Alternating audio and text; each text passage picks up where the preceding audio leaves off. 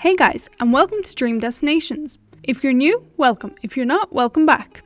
In today's video, you will get to know all about the Canary Islands. Stay until the end to find out how many islands are there. Located in the Atlantic Ocean, 100 kilometers west of Morocco, the Canary Islands are a group of islands that belong to Spain. Here you can step back from your daily routine and go home with a newfound energy.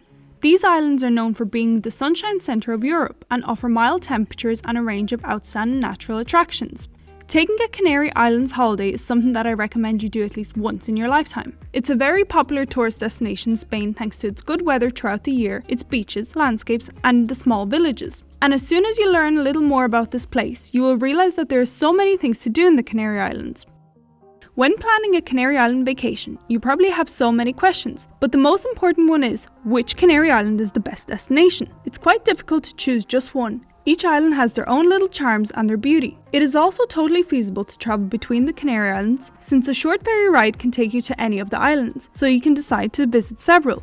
To help you plan your holiday to the Canary Islands, I have made this video to help you get to know the islands a little more before you go. However, you can't expect me to tell you which is the prettiest island because they are all beautiful, and whichever one you visit, you will fall in love with. Number 1. Tenerife. The largest of the Canary Islands and home to the third highest volcano in the world, which is also the highest peak in Spain. Here temperatures are pleasant all year. It's best to rent a car and explore the island. A drive to Masca village is a must-do with its breathtaking scenery. A full-day visit to Anaga Forest will please wildlife enthusiasts. And of course, let's not forget about the natural attraction, Mount Teide and its corresponding national park with its marshall-like landscape. While up there, visit the Teide Observatory where scientists study zodiacal light and solar activity. Tenerife's dark, clear skies make it one of the best places for stargazing. There are several recreational parks, of which two stand out for being considered the best in the world, Siam Water Park and Laura Park Zoo. Number 2. Gran Canaria. There are many reasons to choose Gran Canaria as your holiday destination at any time of year. Its privileged climate and beaches are just a few of them. On the island you will also find extraordinary natural heritage and a wonderful setting for water sports. Gran Canaria has some of the most gorgeous views over the mountains. It is especially full of beautiful and unseen rock formations. Its volcanic history and unique climate has helped form some pretty incredible natural wonders. You have to see them to believe them. If you are done with the mountains and want a different kind of adventure, you should go to Maspalomas sand dunes and walk around, take some pictures, take a walk along the beach and take in the views. The blue ocean on one side and the golden sand desert on the other. Number 3. Lanzarote. As soon as you step foot on the island, you notice the unique colours of its volcanic landscape contrasting with the blue of the Atlantic. You can drive from one end of the island to the other in just 1 hour and a half. There are hardly any trees, but the plant life is surprisingly lush and beautiful.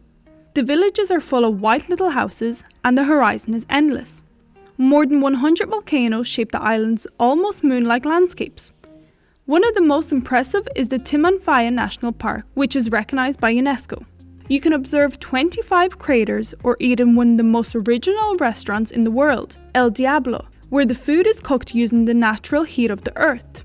Besides visiting the volcanic landscape, we can also find wonderful beaches, relaxing in the sunshine on white, golden or black volcanic sand, or cooling down in crystalline turquoise waters.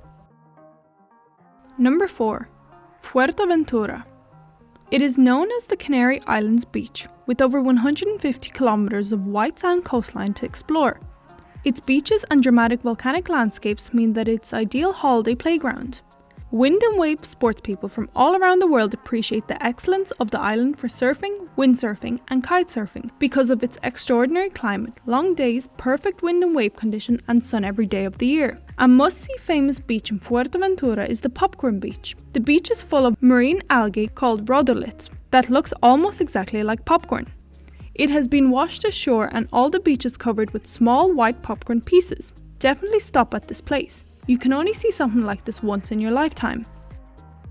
Number 5. La Palma.